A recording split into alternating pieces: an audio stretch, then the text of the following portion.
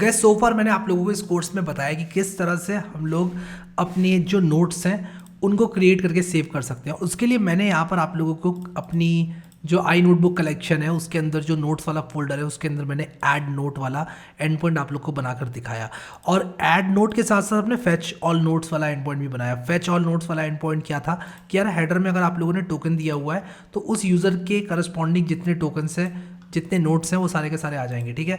और उसी के साथ साथ अगर आप एक नया नोट ऐड करना चाहते हैं तो आप यहाँ से ऐड कर सकते हैं। मान लो कि मैं यहाँ पर न्यू नोट लिखना चाहता हूँ, मैं मान लो न्यू नोट नाम का एक नोट ऐड कर रहा हूँ और मैं यहाँ पर लिख रहा हूँ प्लीज़ एक्सेस द प्लेलिस्ट, ठीक है, एक्सेस द प्लेलिस्ट। उसी के साथ साथ टैग में मैं यहाँ पर दे दूँगा यूट्यूब, ठीक है, और मैं यहाँ पर सेंड करूँगा तो यहाँ पर आप लोग देखो कि ये ऐड हो चुका है। मैं कैसे वेरीफाई करूंगा ये ऐड हो चुका है? मैं यहाँ पर इस रिक्वेस्ट को सेंड करूंगा और एट द एंड मुझे यहाँ पर न्यू नोट मिल जाएगा, ठीक है।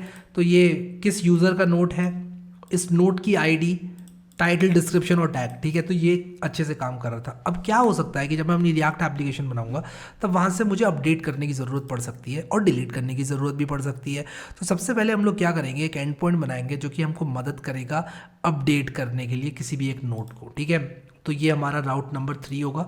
और ऑब्वियसली अगर आप किसी नोट को अपडेट करने वाले हैं तो आपको लॉगिन तो रिक्वायर्ड होगा ही होगा। तो मैं यहाँ पर राउट नंबर 3 लिखूंगा और यहाँ पर लिखूंगा अपडेट एन एग्जिस्टिंग नोट, ठीक है। और जब आप किसी भी नोट को अपडेट करेंगे तो आप कौन से नोट को अपडेट कर रहे हैं उसकी आईडी आप लोगों को देना पड़ेगी, ठीक है। और यहाँ पर मैं इसको अपडेट कर दूंगा, अपडेट नोट, ठीक है। तो यहाँ पर मैंने अपडेट नोट कर दिया इसको, और जो काम मैंने यहाँ पर किया हुआ था एग्जैक्टली मैं यही करूँगा। अब देखो यार, आप पोस्ट रिक्वेस्ट यूज़ कर सकते हो, ठीक है, आप चाहो तो बिल्कुल पोस्ट रिक्वेस्ट यूज़ कर सकते हो, बट द थिंग इज़ कि हम लोग करते हैं अपडेशन के लिए पुट रिक्वेस्ट का इस्तेमाल।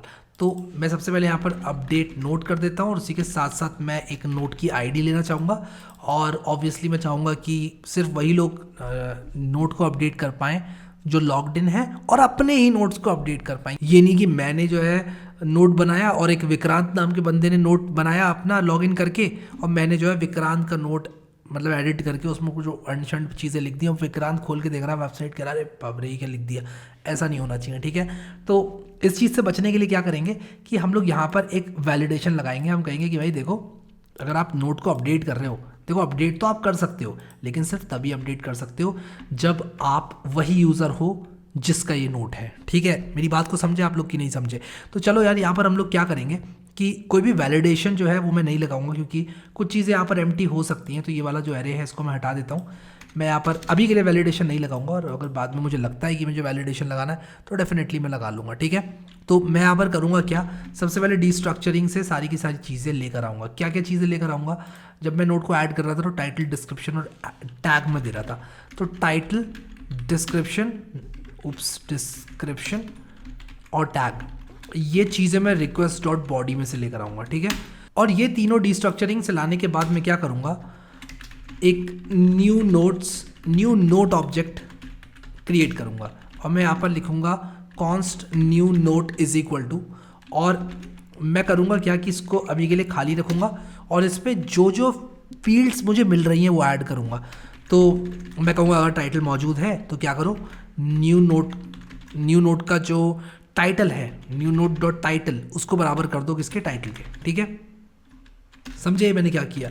मैंने बेसिकली क्या किया कि यार अगर टाइटल आ रहा है एज पार्ट ऑफ रिक्वेस्ट, इसको मैं पुट कर लेता हूँ, ठीक है। अगर टाइटल आ रहा है as part of the request तब मैं इस ऑब्जेक्ट में उसको ऐड कर दूंगा, और अगर नहीं आ रहा है इसका मतलब कि यूज़र अपडेट नहीं करना चाहता टाइटल को, ठीक है। और सेम चीज़ मैं करूँगा डिस्क्रिप्शन के साथ और उसी के साथ साथ टैग के साथ।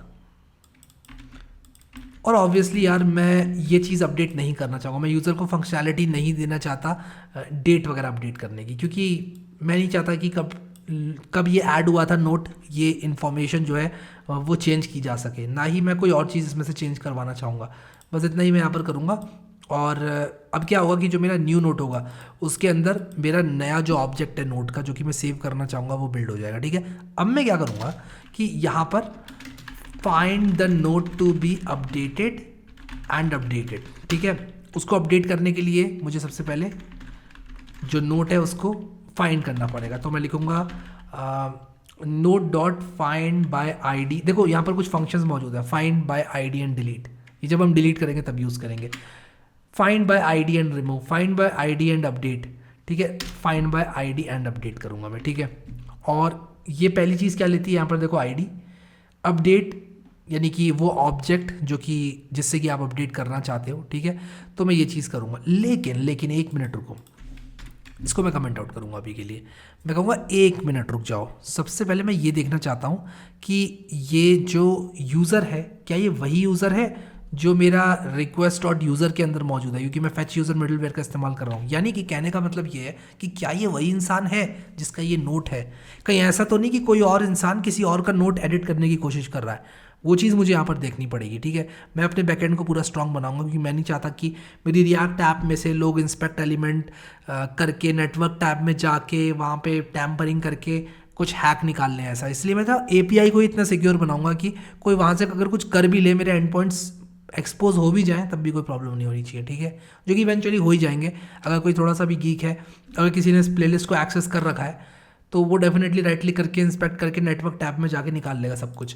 तो मुझे उस तरह के लोगों से भी बचना है। उस तरह के लोग अच्छे भी हो सकते हैं, बुरे भी हो सकते हैं, बट मैं एज अ डेवलपर एज्यूम करूंगा कि ये पूरी दुनिया मेरी एप्लीकेशन को अटैक करने वाली है, ठीक है। इस माइंडसेट के साथ बिल्ड करूंगा मैं अपनी एप्लीकेशन को, ठीक है। और मैं एप्लीकेशन को ऐसे बिल्ड करूंगा कि यार अगर मेरे पास से कंट्रोल चला जाए सर्वर का तो मैं खुद उसको हैक ना कर पाऊँ, ठीक है। इतनी सिक्योर होनी चाहिए एप्लीकेशन। तो मैं सबसे पहले क्या करूँगा कि इंस्टेड ऑफ सेइंग दिस, मैं find by ID and update नहीं करूँगा, मैं यहाँ पर फाइंड वन करूँगा, ठीक है।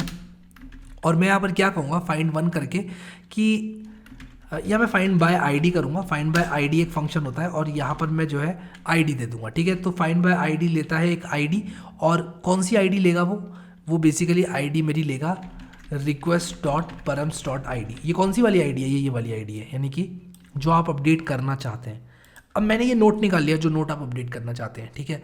अब मान लो कि ये नोट एग्जिस्ट ही नहीं करता है, ठीक है। सब ये भी हो सकता है ये नोट एग्जिस्ट ही नहीं करता है इस आईडी का, जो कि मोस्ट ऑफ द अटैकर्स करने वाले हैं। तो मैं यहाँ पर सबसे पहले लिख दूंगा इफ नॉट ऑफ नोट, मैं क्या करूँगा रिस्पॉन्स डॉट स्टेटस, कौन सा कोड मैं करूँगा सेंड, मैं करूँगा 404, ठीक है।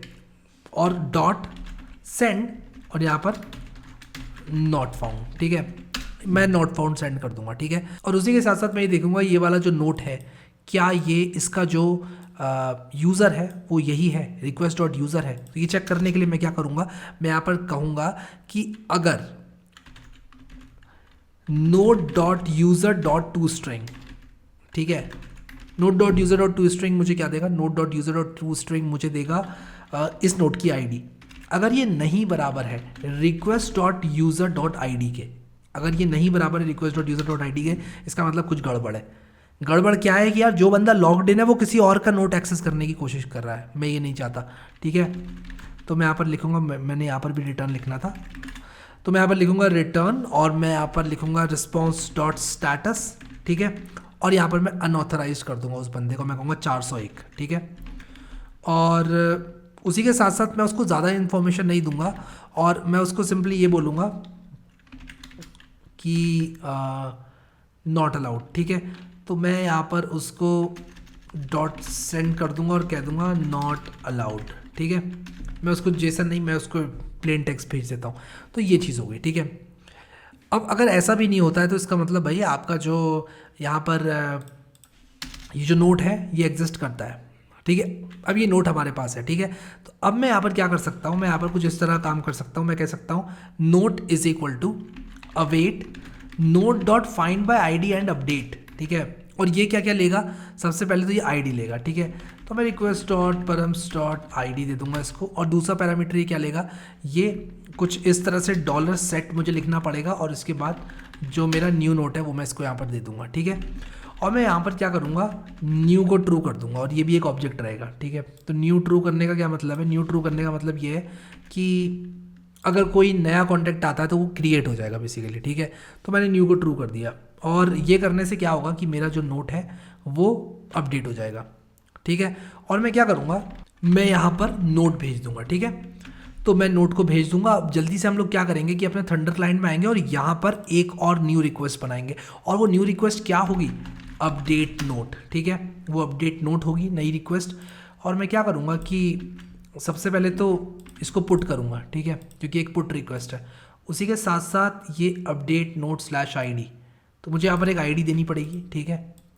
अपडेट नोट स्लैश ID, यहाँ पर मुझे एक ID डालनी पड़ेगी और उसी के साथ साथ मुझे ये सारे हेडर्स डालने पड़ेंगे जो मैंने यहाँ पर ऑलरेडी डाले हैं। ऑड टोकन, तो ये एक बार मुझे बस मेहनत करनी पड़ेगी ऑड टोकन वगैरह कॉपी करने की, और उसके बाद मेरी कलेक्शन के अंदर सब कुछ सेव है, मैं टेस्टिंग करता रहूँगा, ठीक है। कंटेंट टाइप एप्लीकेशन जेसन, तो मैं यहाँ पर सिर्फ जेसन लिख देता हूँ, हो गया काम मेरा। अब मैं क्या करूँगा यहाँ पर कि जैसे ये बॉडी है, ठीक है, बॉडी में एग्जैक्टली सेम चीज़ आएगी अपडेट में भी। कहाँ गई मेरी जेसन, यहाँ जेसन ही सिलेक्ट कर रखी है मैंने, और मैं यहाँ पर अपडेटेड लिखूँगा और यहाँ पर भी अपडेटेड लिखूँगा, ठीक है। अब यहाँ पर मैं क्या करूँगा कि जो भी ID डालूंगा वो इसमें चेंज हो जाएगी, ठीक है। तो एक काम करते हैं, जल्दी से हम लोग MongoDB कॉम्पस खोलते हैं, ठीक है, और वहाँ से मैं ID उठाऊँगा, और वो ID उठाने के बाद इनफैक्ट मैं एक काम और कर सकता हूँ, मैं सबसे पहले इसको सेव कर लेता हूँ Ctrl+S करके, सेव्ड सक्सेसफुली, ठीक है। और कॉम्पस को खोलने की ज़रूरत भी नहीं है क्योंकि अभी हमारे पास एंड पॉइंट्स रेडी हैं एकदम। मैं यहाँ पर सेंड करूँ रिक्वेस्ट को, तो देखो यहाँ पर पहला वाला जो टाइटल है वो माई टाइटल है, और description please wake up early है। तो मैं क्या करूँगा, इस ID को लूँगा, इस नोट की ID को लूँगा, कॉपी करूँगा और यहाँ पर डाल दूँगा ID की जगह पर, ठीक है। और अब मैं क्या करूँगा, न्यू नोट अपडेटेड मैं यहाँ पर सेंड करूँगा, और यहाँ पर 404 नॉट फाउंड आ गया, ये कैसा मजाक है। कैन नॉट पुट /API/अपडेट नोट, मैं देखता हूँ क्या दिक्कत आ रही है। तो यार यहाँ पर /API/auth भी है, AUTH auth भी है, वो भी मुझे लिखना पड़ेगा, मैंने मिस कर दिया auth, ठीक है। सेव कर लेता हूँ, अब सेंड करता हूँ। अभी भी कह रहा है कैन नॉट फाउंड /API/auth/अपडेट नोट की ID। तो यहाँ पर अब हमें देखना पड़ेगा क्या दिक्कत है। अपडेट नोट /ID, क्या दिक्कत आ रही है। ओके मैं समझ गया क्या दिक्कत आ रही है। तो ये /API/notes हैं, ये वाले जो नोट्स के एंड पॉइंट्स हैं वो /API/auth नहीं है, /API/notes है। तो मैं ये चीज़ यहाँ भी अपडेट कर लेता हूँ, मैंने कॉपी पेस्टिंग करी उसकी वजह से ये दिक्कत आई। तो /API/auth नहीं, /API/notes वाले एंड पॉइंट हैं ये सारे के सारे, ठीक है। तो यहाँ पर अब मैं सेंड करूँगा और यहाँ पर जो है दिक्कत आ गई, मैं देखता हूँ क्या दिक्कत आई है। बहुत सारे एरर्स आ रहे हैं यार आज, क्या हो रहा है। ये कह रहा है can not read property to string of undefined, तो can not read property to string of undefined. To string मैंने यूज़ किया था यहाँ पर, कहाँ किया था मुझे दिख क्यों नहीं रहा है। ओके तो यहाँ पर है ये, यहाँ पर मैंने टू स्ट्रिंग किया हुआ है। तो ये कह रहा है ये चीज़ अनडिफाइंड है, इसका मतलब मैंने यहाँ पर अवेट नहीं किया है, अब ये अनडिफाइंड नहीं होना चाहिए। अब मैं सेंड करूँगा, अभी भी ये कह रहा है कि रिक्वेस्ट लटक गई है। अब क्या दिक्कत आ रही है भाई, अब ये कह रहा है assignment to constant variable. Okay तो मैंने असाइनमेंट टू कांस्टेंट वेरिएबल कर दिया, कहीं पर 61 लाइन नंबर में किया है। ओके तो मैं note is equal to await ये नहीं कर सकता क्योंकि नोट कांस्टेंट, तो मैं इसको लेट कर लूँगा, ठीक है। मैं लेट कर लूँगा इसको, note is equal to await find note by ID, और उसके बाद मैं कह दूँगा इनफैक्ट मुझे ना इसकी ज़रूरत भी नहीं है, note is equal to, but okay this will solve the problem, ठीक है। तो मैं इसको सेंड करूँगा, तो ये देखो यहाँ पर नोट अपडेट हो गया, ठीक है। New note updated, title new note updated मैंने किया था। अब ये चेक करने के लिए कि ये नोट अपडेट भी हुआ है कि नहीं, मैं क्या करूँगा कि यहाँ पर जाऊँगा फैच ऑल नोट्स में और सेंड करूँगा, और यहाँ पर देखो न्यू नोट अपडेटेड हो गया। अब अगर मैं न्यू नोट अपडेटेड 2 कर दूंगा यहाँ पर और इसको अपडेट करूँगा और यहाँ पर वापस से फैच करूँगा, देखो न्यू नोट अपडेटेड 2 हो गया। और इस चीज़ को आप MongoDB में भी देख सकते हैं, and definitely I am 120% sure कि यहाँ पर भी ये नोट अपडेट हो गया होगा, ठीक है। तो यहाँ पर देखो न्यू नोट अपडेटेड 2 हो गया। अब मैं अगर इसको अपडेटेड 3 कर दूँ, 2-3 कर दूँ, अगर 2-3 और सेंड करूँ और इसको रिफ्रेश करूँ, तो ये देखो ये 2-3 हो गया, ठीक है। यू गॉट द पॉइंट यार, ठीक है। हम लोग इसको अपडेट कर पा रहे हैं बेसिकली। तो हमने तीनों अपने एंड पॉइंट्स बना लिए, गेट, पोस्ट, पुट, यानी कि फैच ऑल नोट्स बना लिया हमने, ऐड नोट बना लिया हमने, अपडेट नोट बना लिया। अब जो अगला एंड पॉइंट हम बनाएंगे वो है डिलीट नोट, और उसके बाद छुट्टी, हमारी API ख़त्म, हमारी API डन हो चुकी है, ठीक है। तो डिलीट नोट करने के लिए हम लोग क्या करेंगे, बहुत ही सिमिलर स्ट्रैटेजी यूज़ करेंगे। तो अगले वीडियो में हम लोग मिलेंगे और बहुत ही सिमिलर स्ट्रैटेजी के साथ नोट को डिलीट करने की तैयारियाँ करेंगे, ठीक है। और उसके लिए हम लोग यूज़ करेंगे डिलीट रिक्वेस्ट। तो पुट, डिलीट, ये अलग अलग तरह की रिक्वेस्ट हैं, और बहुत सारे लोग क्या करते हैं, इनफैक्ट मैं अपनी बात करूँ तो पहले मैं पोस्ट करके या गेट करके ही बहुत सारे काम कर लिया करता था, but it's a good idea कि आप लोग पुट रिक्वेस्ट यूज़ करें और पोस्ट रिक्वेस्ट यूज़ ना करें हर चीज़ के लिए, क्योंकि क्या होता है ना, एप्लीकेशन बहुत अच्छे से स्ट्रक्चर हो जाती है। दूसरा फ़ायदा जो आपको मिलता है वो ये मिलता है कि आप सेम एंड पॉइंट पर पुट रिक्वेस्ट पर कुछ और काम करवा सकते हैं, गेट रिक्वेस्ट पर कुछ और काम करवा सकते हैं, पोस्ट रिक्वेस्ट पर कुछ और काम करवा सकते हैं। तो आपका एंड पॉइंट तो सेम रहेगा, बस रिक्वेस्ट का टाइप बदल के आप अलग अलग काम करवा सकते हैं। So I hope you got the point. और यहाँ पर अगर आपने ये प्लेलिस्ट अभी तक एक्सेस नहीं करी है तो यहाँ क्लिक करके सेव करें इस प्लेलिस्ट को, और यहाँ क्लिक करके इसको बुकमार्क ज़रूर करें। अभी के लिए इस वीडियो में इतना ही guys, thank you so much guys for watching this video, and I will see you next time. हैं।